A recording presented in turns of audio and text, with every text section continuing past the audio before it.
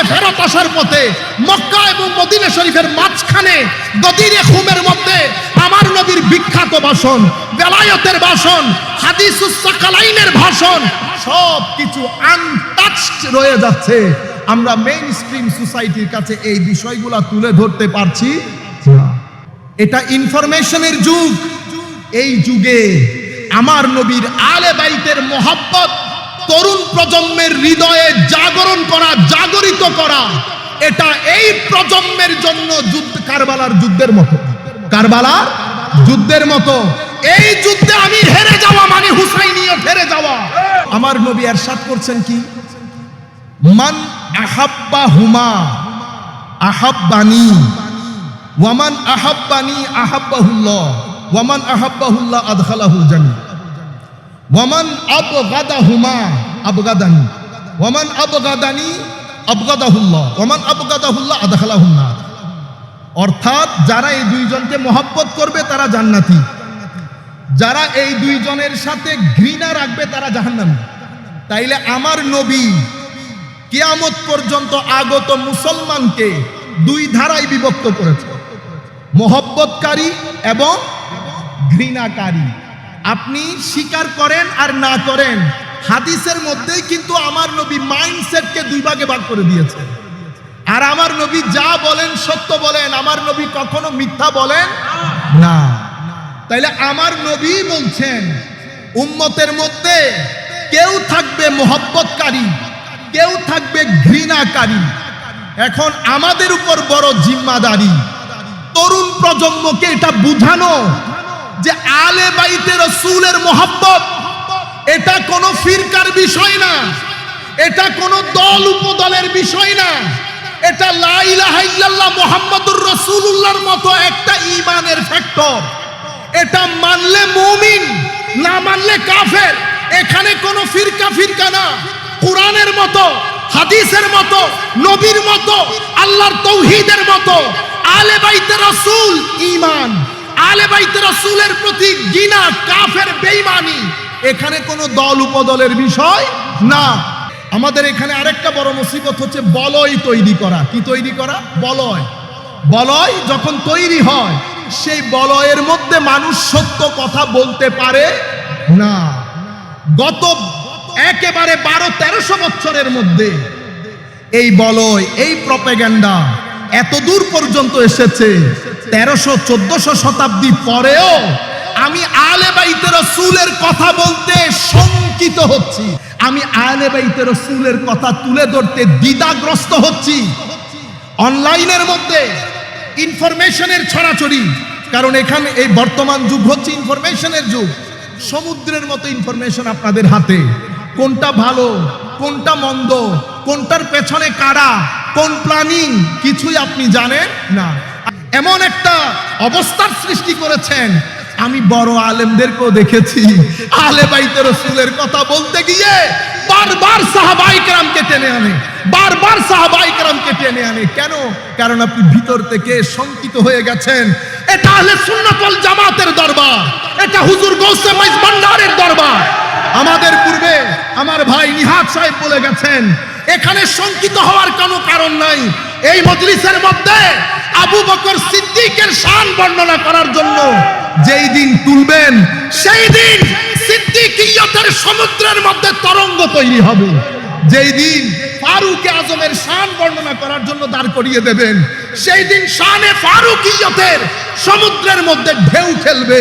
যেই দিন উসমানে গনির কথা বলবো, সেখানে সেই দিন উসমানে গনির যুন্নুরাইনিয়তের সমুদ্রের মধ্যে ঢেউ খেলবে। আমরা আবু বকর সিদ্দিক শান যখন বলবো, আমরা মনে করব না ফারুক আজম রাগ করবে। সোমবারের কথা বললে মঙ্গলবার রাগ করবে কেন? মঙ্গলবারের কথা বললে শুক্রবার রাগ করে কেন? শুক্রবারের ফজিলত আলাদা, বৃহস্পতিবারের ফজিলত আলাদা, সোমবারের ফজিলত আলাদা, রবিবার আলাদা শান রাখে, শনিবার আলাদা শান রাখে। কিন্তু তরুণ প্রজন্মের মধ্যে এই প্রপাগান্ডার মাধ্যমে, কনস্পিরেসির মাধ্যমে তরুণ প্রজন্মকে বুঝানো হয়েছে আহলে বাইতে রাসূলের নামকরণকারী, প্রশংসাকারীরা সীমা লঙ্ঘন করতে করতে তারা শিয়া হয়ে গেছে। সুতরাং এখন একটা মহা মুসিবতের মধ্যে আমরা পড়ে গেছি। এই ক্ষেত্রে আমি আপনাদেরকে বলবো, আমরা হযরত আলী কাররামাল্লাহু ওয়াজহাহুল কারীম ওনার বিশ্ববিখ্যাত সেই মেসেজের মধ্যে চলে আসি, যেটা নাহজুল বালাগা। নাহজুল এটা কাদের কিতাব? শিয়া হাজারাতদের কিতাব। এটা ওনারা পড়ান, এটা ওনাদের বুখারী শরীফ, ওনাদের বুখারী শরীফ। সেই নাহজুল বালাগার 117 বা 18 নম্বর হেকমা, আমি ভুলে গেছি, অনেকদিন আগে করেছি। উনি বলছেন আমরা এখন এই জায়গার মধ্যে চলে আসলে হযরত আলী কাররামাল্লাহু ওয়াজহাহুল কারীম আমাদেরকে একটা নিরাপদ জায়গার মধ্যে আশ্রয় দিয়ে দিয়েছেন। উনি কি বলেছেন?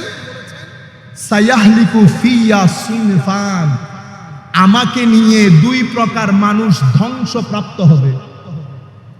মুহিব্বুন মুফরিদ, যারা আমার মহব্বতের ক্ষেত্রে সীমা লঙ্ঘন করবে। ইয়াজহাবু বিহি ইলা গায়রিল হক, আমার মহব্বত তাদেরকে বাতুলতার দিকে নিয়ে যাবে। ওয়া মুবগিদুন মুফরিদ, এবং আমার ঘৃণা, আমার প্রতি ঘৃণা পোষণকারী, সীমা লঙ্ঘনকারী, যাদেরকে আমার ঘৃণা বাতুলতার দিকে নিয়ে যাবে। মহব্বত যখন বাতুলতার রূপ ধারণ করে তাদেরকে আমরা শিয়া বলি। তাদের সাথে আমাদের আকীদার দূর দূর পর্যন্ত কোনো সম্পর্ক নাই। যারা আমি তো খুব কাছ থেকে দেখেছি ইংল্যান্ডে, আমাদেরকে তো একসাথে ইন্টারফেইথ ফোরামের মধ্যে কাজ করতে হয়, ইন্টারফেইথ ফোরামের মধ্যে কাজ করতে হয় সব ধর্মের লোকের সাথে, খ্রিস্টান, ইহুদি। আপনারা যত হালকা মনে করতেছেন অত হালকা আমরা না, আল্লাহর ওয়াস্তে এটা মনে করবেন না। আমরা হুজুর গৌসে মাইজভান্ডারীকে সাক্ষী রেখে বলতেছি, আমরা সমস্ত ধর্মের লোকের সাথে কাজ করি। আজকের দিন পর্যন্ত কোন মায়ের ছেলে সুন্নিয়তের আকীদার উপর একটা প্রশ্ন তুলতে পারে নাই। আমরা গরিব, নালায়েক, নাফরমান, আমরা কোনো ভালো ছাত্র ছিলাম না, এখনো নাই, কিন্তু এটা আল্লাহর দান। আমার নবীর ফেস, আউলিয়ায়ে কেরামের নজর, আউলিয়ায়ে কেরামের নজর, যেদিকে নজর দেই সমুদ্র বইয়ে দেয়। আমরা বলছি যদি হুজুর গৌসে মাইজভান্ডারীর ফয়ুজাত জারি থাকে মৃত্যুর আগ পর্যন্ত, কোনদিন কোথাও মাথা ঝুঁকানো তো দূরের কথা, লাখ টাকা দিয়ে মাইজভান্ডারী গোলাম হুজুর গৌসুল আজম আব্দুল কাদের জিলানীর গোলামদের জুতার ফিতাও কে খরিদ করতে পারে না। হযরত আলী বলছেন মুবগিদুন মুফরিদ, আরেক দল যারা আমাদের ব্যাপারে বুগজ রাখে, হিংসা রাখে, তাদেরকে এই বুগজ, হিংসা, বাতুলতার দিকে নিয়ে যাবে। তাদেরকে আমরা নাসেবি, খারেজি বলি। এরা ছিল, এরা আছে, এরা থাকবে। এরা এই শুহাদায়ে কারবালার এই মাসে তারা 10 দিন ব্যাপী আজমতে সাহাবায়ে কেরাম মাহফিল করতেছে। আপনারা বুঝতে পারছেন? আজমতে সাহাবায়ে কেরাম, এরা সাহাবায়ে কেরামকে ঢাল হিসেবে ব্যবহার করে, আর ওরা আলে বাইত রাসূলকে ঢাল হিসেবে ব্যবহার করে। হযরত আলী কাররামাল্লাহু ওয়াজহাহুল কারীম বলছেন আমার ব্যাপারে খাইরের উপর, কল্যাণের উপর আছে তারা যারা আন্নামাতুল আওসাত, মধ্যম পন্থা অবলম্বনকারী। তারা সীমা লঙ্ঘন এদিকেও করে না, সীমা লঙ্ঘন এদিকেও করে না। ফালজিমু, হযরত আলী বলছেন তোমরা সেই সংখ্যাধিক্য জামাতের সাথে নিজেদেরকে জুড়ে রাখো, কখনো পথভ্রষ্ট হবে না। কিন্তু আফসোসের বিষয় হচ্ছে মিডিয়ার মধ্যে আপনি যখন গুগলের মধ্যে গিয়ে শুহাদায়ে কারবালা সম্পর্কে কোনো পেজ খুলবেন, এটা হয় এই গ্রুপের, নয় ওই গ্রুপের, মাঝখানের নাই। আমি আমার ছাত্রদেরকে বলেছিলাম ইংল্যান্ডে শুহাদায়ে কারবালা সম্পর্কে প্রত্যেকে 10 লাইন লিখে আনবে।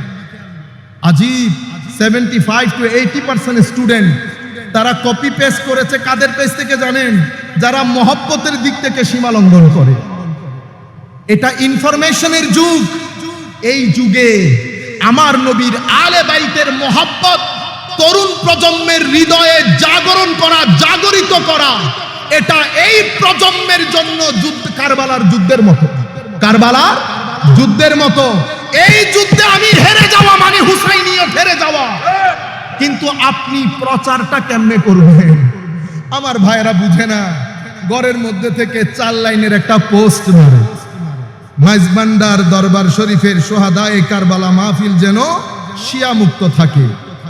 আপনি তো বড় জিম্মাদার, বহু বড় সুন্নি, আপনি তো সার্টিফিকেট নিয়ে বসেছেন, আপনার কাছে গিয়ে সুন্নিয়তের সার্টিফিকেট নিয়ে আসতে হবে। বিনয়ের সাথে বলবো, আপনি কি করছেন জানেন? আপনি ইন্টেনশনালি হোক, ইচ্ছাই হোক, অনিচ্ছাই হোক, you became part of that propaganda. আপনি সেই প্রপাগান্ডা এবং কনস্পিরেসি থিওরির পার্ট হয়ে গেলেন সুন্নিয়তকে ড্যামেজ করার জন্য। আল্লাহর ওয়াস্তে যখন আপনার মনে হবে বড় বড় মাহফিলগুলা, কারবালার মাহফিল, সোহাদায়ে কারবালা, সালাম আল্লামা জালালউদ্দিন আল কাদেরীর পদতলে, দোয়া করি আল্লাহ যেন হুজুরকে আহসানুল জাযা দান করেন।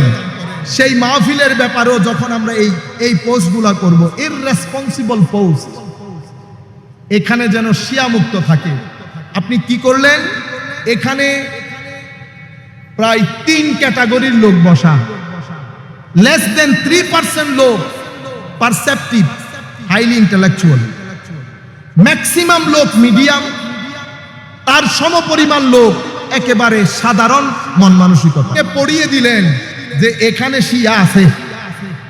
10% লোক তো কনভিন্সড হয়েছে আপনার মেসেজে।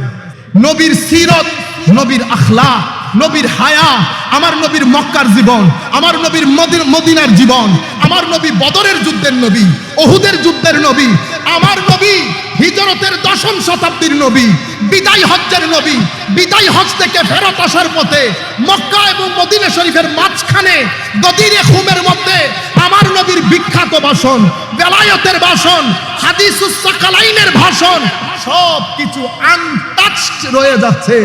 আমরা মেইন স্ট্রিম সোসাইটির কাছে এই বিষয়গুলো তুলে ধরতে পারছি না। এই মুহূর্তে আমাদের সবচেয়ে বড় চ্যালেঞ্জ তরুণ প্রজন্মকে এটা বুঝানো যে আলে বাইতে রাসূল মানি ঈমান। আলে বাইতে রাসূলের শানে কোরআন এই কথা বলেছে, হাদিসে পাকের মধ্যে এটা এসেছে। আমাদের জিম্মাদারি, আমরা এগুলো সব বাদ দিয়ে কেউ গদিরে খুমের মধ্যে যাচ্ছি, কেউ মিছে। খবরদার, এই মুহূর্তে আমরা, এটা সংকটাপূর্ণ পরিস্থিতি, এই মুহূর্তে আমরা এমন কাজ করব না যেই কাজের মাধ্যমে প্রপাগান্ডা করার লোকরা সুযোগ পেয়ে যাবে। সেই জন্য আমি বলছি জিম্মাদারি অনেক কঠিন তরুণ প্রজন্মকে বর্তমান অবস্থার প্রেক্ষাপটে, কারণ এটা ম্যাটেরিয়ালিস্টিক সোসাইটি।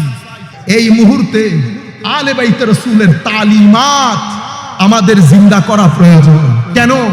আমরাও যেন আমার নবীকে, আমার নবী ইমামে হাসান, ইমামে হুসাইনকে বলতেছেন রাইহান। কি বলেছে? আমার রাইহান হাদিসে পাকে এসেছে। গরিবুল হাদিসের কথা উলামায়ে কেরাম জানেন।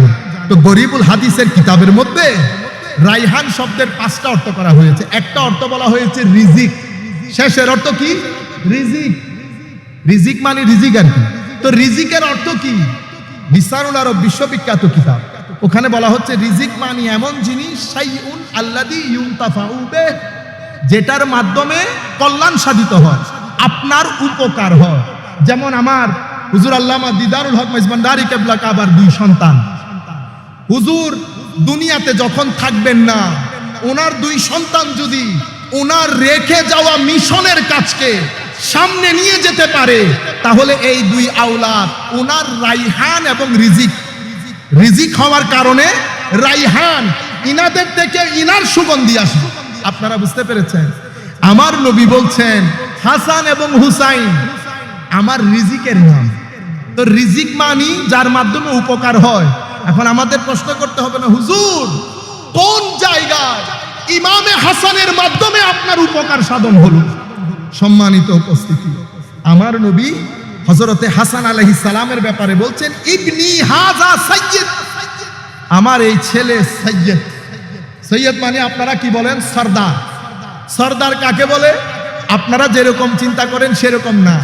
সরদার সেই ব্যক্তিকে সৈয়দ বলে যেই ব্যক্তি তার জাতির উপকার করে, সমস্যার সমাধান করে, সংকটাপূর্ণ পরিস্থিতিতে জাতিকে টেনে বের করতে পারে, সেই ব্যক্তিকেই সৈয়দ বলে।